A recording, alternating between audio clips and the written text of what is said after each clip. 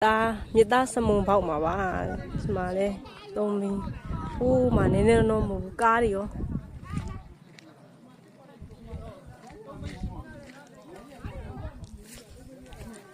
မကြည့်အောင်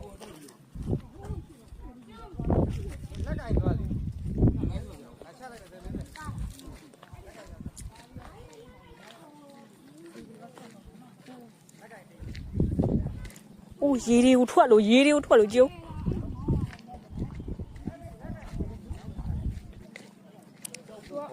က်ထဲမှာမြေကြီးထားတဲ့အချိန်နဲ့တ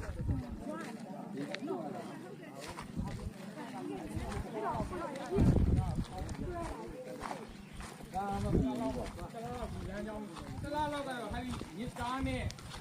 ပြင်ဒီလမ်းကြောင်းတော့ယာယီပြိတ်မှာပါရောဒီနေသားဆိုတော့လောက်နဲ့ပြင်ဆင်ရမှာအနည်းဆုံးပြင်ဆင်ရမှာတရားကတော့ထိခိုက်မှုသိမ့်မရှိပြီမဲ့ဒီပြည့်ကြောင်းကျတော့အင်မတန်မှ